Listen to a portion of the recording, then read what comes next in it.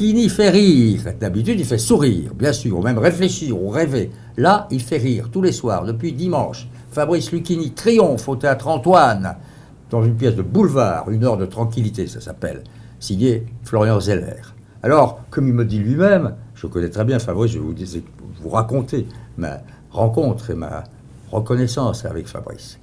Il me dit, on m'a donné le texte, j'ai tout de suite dit oui. Pourquoi? Parce que je me suis rendu compte que c'était une pièce qui était faite pour Jean Poiret, et j'ai un grand respect, une grande admiration pour cet homme qui savait justement faire défiler du Guitry, du Fellow, du Labiche avec brillance. Et j'ai voulu faire rire. Et donc, il y a 40 000 spectateurs qui ont déjà acheté leur ticket. C'est plein jusqu'à 1 mois, 2 mois et demi. Ils vont reprendre en octobre. Ça marche très fort. D'ailleurs, ça marche toujours avec Lucchini. Rendez-vous compte. Les films dont il a été l'acteur principal ou le co-acteur. Alceste à bicyclette, eh ben on en est déjà à plus d'1 million d'entrées. Okay, dans La Maison, François Ozon, 1,3 million. Il y a quelques années, Les Femmes du 6e, 2,4 millions. Lucchini, c'est l'homme qui fait venir, quoi qu'il arrive, 1,5 million de spectateurs. Alors d'habitude, il les fait venir avec La Fontaine, Nietzsche, Molière, Voltaire, Victor Hugo, et évidemment Philippe Muret. Donc ça fait réfléchir. Le public luchinien va peut-être être surpris par le boulevard pur et simple de cet homme. C'est l'histoire d'un homme qui trouve le disque de sa vie au puce, qui veut l'écouter, et tout le monde et toute chose l'en empêche. Mais c'est ça le choix de Fabrice. C'est passer de l'intelligentsia, si j'ose dire, au grand boulevard, pour démontrer la versatilité de son talent et cette ambition permanente de s'exprimer.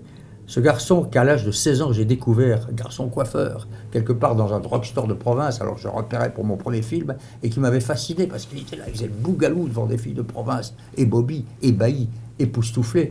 Je le rencontre, je lui dis « Comment t'appelles-tu » Il me dit « Sebrifa ». C'est le premier qui m'a parlé en verlan. On s'assied au bar, il regarde mes chaussures, les semelles. « Ah, ciré en dessous » me dit-il, comme Vittorio de Sica.